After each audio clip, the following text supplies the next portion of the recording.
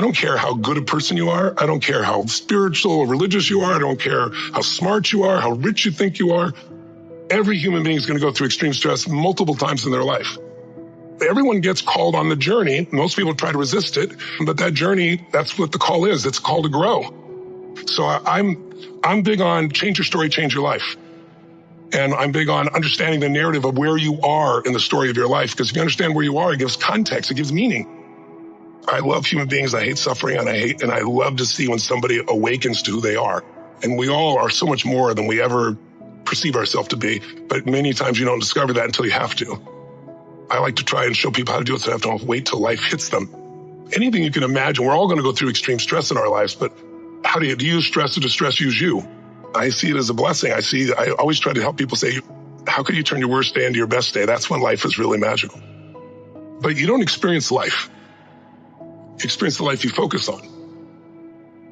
If you don't control your focus, you react. Is this the end or the beginning? Is this person dissing me? Are they challenging me? Are they coaching me? Are they loving me? And whatever meaning you give it produces emotion. And out of that emotion, you make the third decision, what am I going to do? I hate suffering. I've suffered myself, and so I hate to see anybody suffer. And so I'm unbelievably driven to end suffering where I can to help anyone do that, whether it be hunger or emotional hunger or depression or sadness or relationship. Or when you get to the point where your old strategy doesn't work enough and you have enough pain, you will search for something new. Change is never a matter of ability. It's always a matter of strong enough reasons, of motive. If you got strong enough reasons, you can do just about anything. But people got to find what that is for themselves, because if you succeed and you're not fulfilled, what do you got? So my passion is to help people be fulfilled, not just achieve. You're going to battle with internal things within you and external things. But if you keep going, you're going to eventually slay your dragons and you come out the hero of your own life, and you have something to share that isn't bullshit. It's not something you read somewhere. It's something you've lived. Something you want. And everybody can feel you've lived it, because it's a different level of ownership, And then, by the way, as soon as you do that, it happens again. You're called on another journey. You have a new level of challenge that you need to go on. It just never ends, but it makes life really, really beautiful. How can people who are always very hard on themselves learn to build up their self-esteem a little bit more? I don't know if self-esteem is the answer. I don't think it's bad to be hard on yourself, as long as you also celebrate when the victories happen. But so many people will tell you, I have poor self-esteem because when I was a kid, people said this to me and that to me. It's convenient that we remember those things and not the positive things that also occur, obviously. I think it's more important is to realize that self-esteem is earned. It's only earned by you with yourself.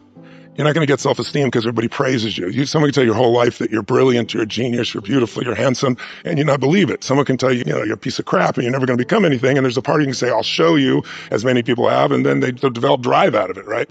So it's really, self-esteem comes from doing incredibly difficult things where you pushed yourself. It's not virtue signaling. It's not telling people about it. It's what inside your soul is true. And the more you do things that are incredibly difficult, and especially things that are meaningful, meaning they're not just about yourself, the higher that esteem would be. I think the most important thing for self-esteem is to find something you care about more than yourself. If you find something you care about more than you won't be thinking about yourself all the time, and all your self-esteem just goes out the window. The real question is, what do you want? If you want an extraordinary life, my definition of that is life on your terms. Some people, it's 3 beautiful children, a white picket fence. Some people, it's building a multi-billion-dollar business. Somebody else, it's writing poetry. Instead of looking for somebody else, it's like, okay, what do you really want from your life? And aligning yourself with moving forward towards what you really want. If you can do that in a way that also you feel serving others simultaneously, there's a sense of meaning in life that can't be replaced by self-esteem or praise or compliments or being nice to yourself. And I don't think it's bad to be tough on yourself. I'm pretty tough on myself, I'll be honest with you. Being overly tough on yourself usually comes by making comparisons that don't make sense. You're comparing to somebody else's life that has a totally different path, a totally different experience. We all develop in different stages and different things. We all want different things. But eventually you wake up and say, it's good to be strong with yourself, but beating yourself up just lowers your energy. And when your energy gets lower, you produce less. And you don't have the same level of joy. You don't have the impact that you want to have, nor do you have the excitement that you really want to have. So I look at it as something that it's worth earning your own self-esteem, but it's really not the secret. The secret is find something else you obsess about more than yourself, and you'll have a level of energy that will compel you over the long term. When I began with a fuel, which was like, I'm going to show them, it was anger that drove me. I'm just going to show you type of thing. But that fuel doesn't last. And then the next fuel that people tend to use is, I got to succeed. But there's a little fear underneath that that's driving them, which is like, what if I don't? Versus a knowing, it's like, if you give your all every day, your gifts will make room for you. And it's like having a knowingness that things are going to be fine. And then there's the next level, which is you start to know who you are and you're not trying to prove it to yourself or other people. And it's just, you just want to help. It's the difference between what I would call push motivation and pull, right? Push is, I'm going to make this happen. And it takes tremendous willpower. And I know you have plenty of willpower. I do as well. But there's a limit to willpower, but there's no limit to pull. Pull is when there's something magnificent that you want to serve, something that you've got an obsession for, to create or to do or make happen. And that doesn't, you don't lose that energy. You don't lose those components, and you're able to laugh and enjoy along the way. I think it's important to realize wherever focus goes, energy flows. It's corny, but it's true, right? In fact, maybe an easier way of saying it is, we don't experience life. None of us do. We experience the life we focus on. So in any moment, what's wrong is always available. So is what's right. So it's not about being positive. It's about being intelligent.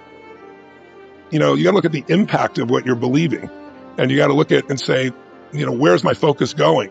I can always be upset about something. I can always find something to be joyous or at least grateful for, which leads to joy. And I think it's learning to discipline your disappointments, not allow them to grow and to move on and to use whatever life is giving you.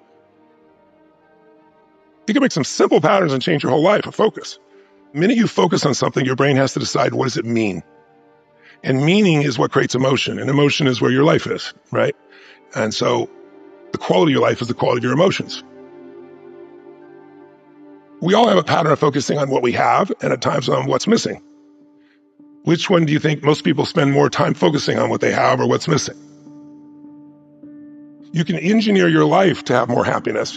But I think the real challenge is thinking so hardly about being taken seriously just represents your fears, right? It's like, I think spiritual development, when people talk about spiritual, not religious development, spiritual development is the level of comfort you can have with just being your real self. And I think that's not an easy task, because we all are trying to be something, but we already are the something we're trying to be. That doesn't mean you can't be better. But it's like accepting and appreciating what you really are, and instead of projecting, something else, takes a lot of pain out of your body, takes a lot of wasted energy out. It gets a lot of fears to just disappear. And I don't have an easy path for that. I think it's the hero's journey. I feel if I work my ass off, now I've done my part. Okay, now come through me. Let's do this. And it tends to flow. Life happens to me, or I happen to life. But life happens for me. Yes, not to me. Yeah, is a wonderful reframe. Yeah, I really believe it. But you got to dig for it. It's not easy. But it's got to be earned, right? Like wishing for confidence without competence is just delusion. You have no evidence to say that you can do this thing. If you want freedom, if you value freedom, you can't possibly have it as long as you play the victim role. None of that makes you who you are. None of that controls where you are in your life. It's like, have you ever had something happen in your life that was horrible? I mean, it was painful. You'd never want to go through it again in a million years. You wouldn't want anybody else to go through it that you care about. But after 5 or 10 years, you look back and you say, I never want to go through it again. But now I see the wisdom in it. I'm glad it's like it made me care so much more. It made me so much stronger. It made something in me more.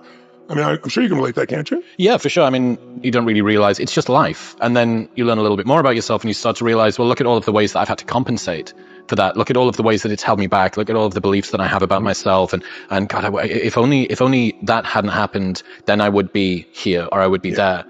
And then you realize, well, the light side of all of that dark stuff is usually the stuff that I'm most proud of myself for. Yes. So the fact that you were maybe a little bit alone in childhood means that you're very self-sufficient when you're an adult.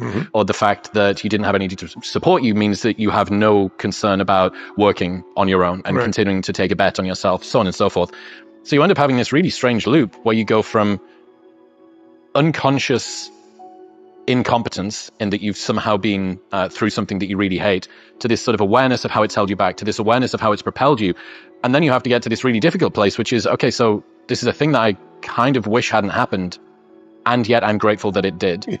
And it's like a It's like a psychological superposition that you need to hold in your head at the same time. You can't collapse it down into one. You need to hold both of these things. It's like, yeah, that's like, that shouldn't have happened. I really wish that, and had you have been able to see you, had you at 36 been able to see you at 12, you'd have picked them up and given them a hug and said, I believe in you, and you don't deserve this. But it needs to happen to you.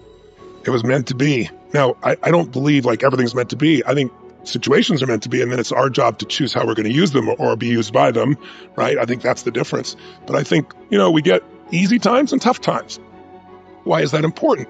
It is incredibly peaceful if you've done the job in the beginning because you know who you are. Now you have an amazing life. And so think of it this way. 0 to 21 is springtime. Things are easy to grow in springtime. You don't have to do that much. Growing as a kid happens naturally. But overall, life is supporting you. It's sending you, teaching you, sharing with you.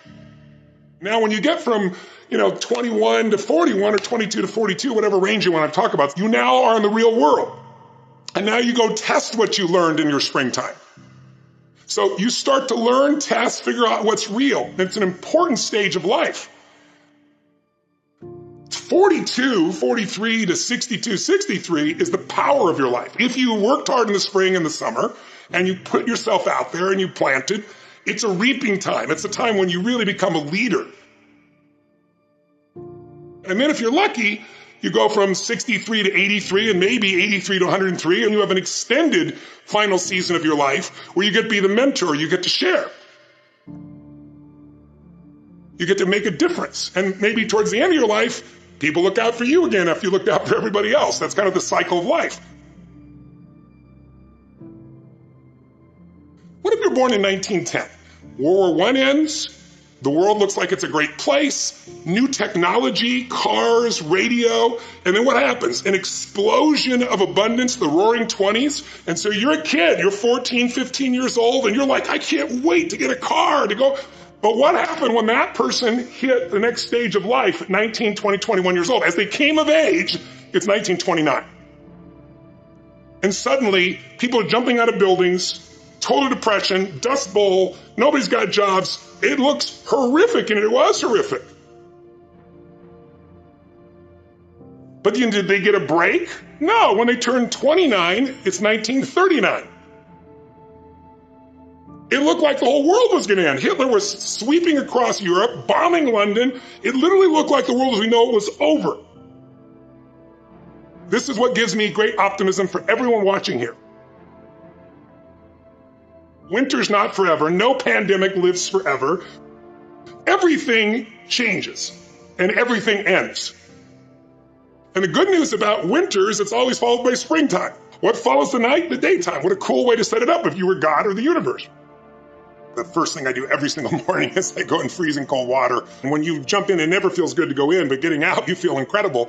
But I do it for a different reason. I do it to train my brain to say, when I say now, it means now. When I say go, we go. I don't stand there because it's cold and go maybe in a minute when I'm ready. But I always do it because I've trained my brain. This is how we work. And if you train your brain to do that every single day, then it'll do it on the more difficult and important things in life.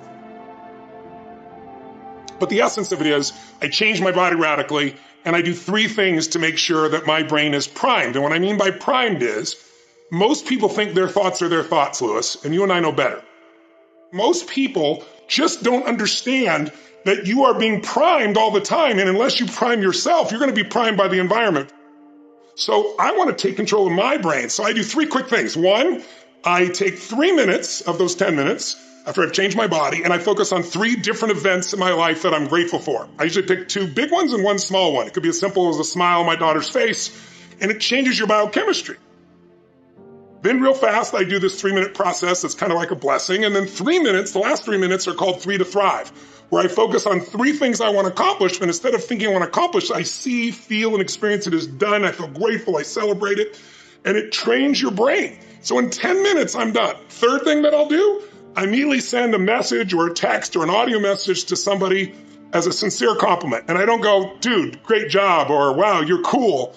I say, hey, listen, I saw you on Tuesday with those kids, and I saw you take that extra 20 minutes no one else did. And I just want you to know, I saw that, I thought that was incredible. So I'm always very specific so they know it's not just some positive thinking bullshit call, it's sincerely doing it. It makes me constantly look for the good in the people I work with. Fourth thing I do is whatever I don't want to do, the most challenging part of the day. What's a story we all love? It's the comeback story. It's the comeback. It's the Rocky. It's that music where all of a sudden you step back up and you take control and rock. Good times create weak people. Weak people create bad times. Bad times create strong people. Strong people create good times. Success without fulfillment is the ultimate failure. Like, success is getting what you want. Fulfillment is living what you're made for. Fulfillment and success, they're not even the same universe. People ask me all the time, what does it take to be happy? And I always tell them it's really simple. One word, progress. Progress equals happiness. If you keep growing, you're going to feel alive. And if you keep growing, you're going to have more to give. It doesn't matter how many statues, Oscars they give you, or Emmys, or how much money you have in the bank. We've all seen people have all those things, and I get the phone call because they're depressed, or somebody commits suicide in that area. It's really an inner game, and I think that's what's missing for us today. Everybody's focusing on the outside world, and how there's a lot of things in the outside world you'll never be able to control. You can influence, but you can't control it. This, your mind, your emotions, your body, you have 100% control over what you do with these things, and that's where the game is won. Win the inner game, then you win the outer game. But a lot of people spent their life trying to win the outer game, they won, and they're miserable. Someone can tell you your whole life you're a piece of crap, but you can say, screw you, read between the lines, and make your life work. Someone tell you your whole life you're beautiful, you're intelligent, you're the smartest person in the world, and you don't believe it.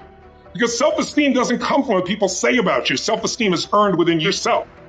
It's esteem for yourself, which only comes by doing things that are incredibly difficult, and then your brain goes, this is who I am. You really got to figure out what you're made for, and nobody knows in the beginning.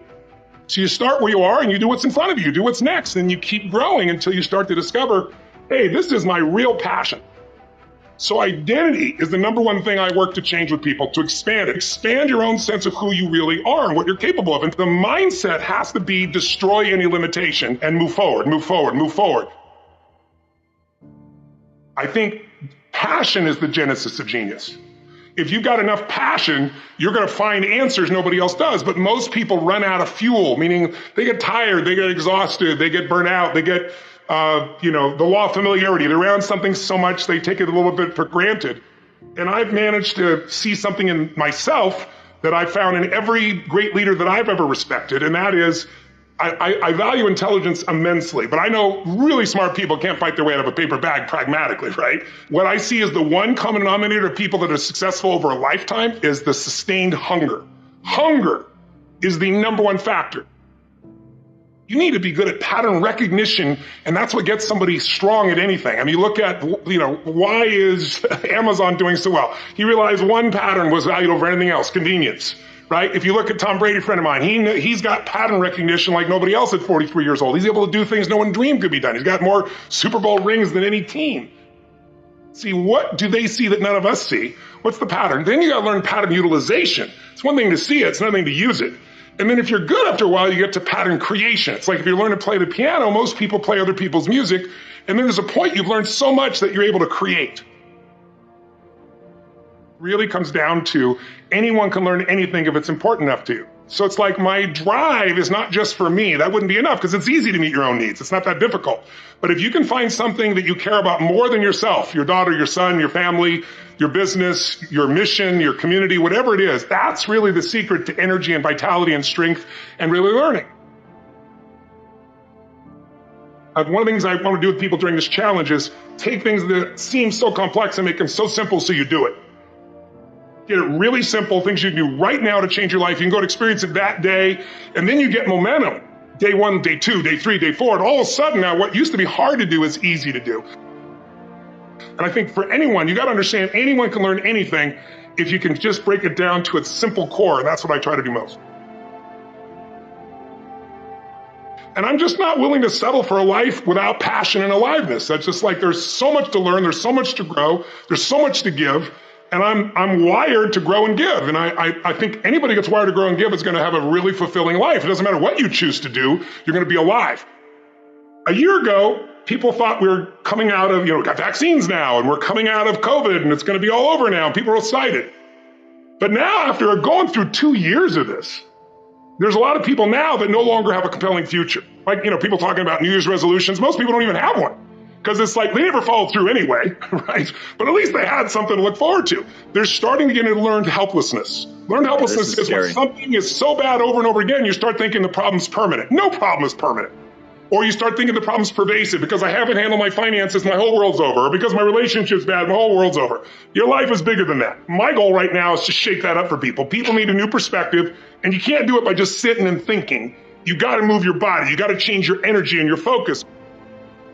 But if I get you into a higher state of being, mentally, emotionally, physically, then all of a sudden you start remembering who you are and you start coming up with answers that you never even thought were possible before. The idea of remembering who you are is something incredibly powerful. There was a Batman cartoon where he gets amnesia and he gets put in like a camp, basically, a work camp, and he can't get out. And he feels stuck and weak and, afraid. And then something happens, I don't remember what, triggers his memory. And he remembers that he's Batman. Just in remembering that he's Batman, he then takes the actions to fight his way out. And look, I know it's a cartoon, but that has always resonated with me. And whenever I'm feeling anxious about something, I always tell myself, remember who you are. But you're really talking about the most important concept in lasting change, identity. We all define ourselves in certain ways. So you start where you are and you do what's in front of you, do what's next, and you keep growing until you start to discover, hey, this is my real passion. And it can change. People go for 5, 6, 7 years and then they usually question their business, their career, their body, their relationships. And then one of two things happens. They change direction and feel renewed, or they go, no, I got a great deal here. What the hell's wrong with me? And they recommit and they get stronger. But that's life. And if you don't grow, I don't give a damn how much you got going for you, you're going to be miserable. I think as early on I realized that, one of the things you have to understand about life is everything changes and everything ends. And that kind of sounds heavy on the front end, but it's a truth. If everything changes and everything ends, number one, it should make you appreciate what you have right now. And then my view is what's next is always better. If I make it so, it's my job to make it so. And I think that's how we have to navigate. But most of us have been conditioned not to take a risk. People ask me all the time, what does it take to be happy? And I always tell them it's really simple. One word, progress. Where's my focus going? I can always be upset about something. Where do you tend to focus more? Your past, your present, your future. We all spend all three, but where do you spend more of your time? Most of us who are achievers tend to focus on the future, but all the joy is in the present. The majority of people spend a lot of time in the past. And the problem is you can't change it. You're constantly focused on what's missing versus what you have. You're focused on what you can't control. And there's two worlds, right? The external world, the internal world. We can't control the external world. We can influence it. The part we can control is what's going on inside of us. And that we can control what we focus on. We can control the meaning. We can decide the meaning. We're the meaning makers, and we can decide what to do. And when we make those three decisions, we're in control of our life, and all the anxiety and bullshit tends to go away, especially if we're trying to do that to serve something more than ourselves. Because you can't serve something more than yourself and not benefit. When you want some self-esteem, do something worthwhile beyond just yourself. We all know the two emotions that destroy your relationship, your business, your life, it's fear and anger. Those are two extremes. You can't be grateful and fearful simultaneously. You can't be angry and grateful simultaneously. But like you look at somebody like Steph Curry, and you see this guy, to shoot the ball from almost half court. So he doesn't even look. He turns around and just waves because he knows it's in already. And there's swish, and the crowd goes crazy. And people look at that and go, he's unbelievable. He's unbelievable. He's the greatest three-point shooter in history. There's no one like him. But what they don't pay attention to is that isn't like a little gift. He shoots 500 shots every single day, never less than that, 7 days a week, for more than 15 years. His 15-year professional career. He's been doing it since before he was in college. His dad really trained him.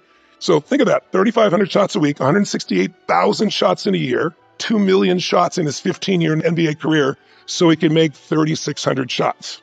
Not even 1/10%. I tell people, you get rewarded in public for what you practice in private. I think everything happens for a reason. I think there's a higher purpose. I think it's my job to find it. I think that life happens for us, not to us. but it's our job to figure it out.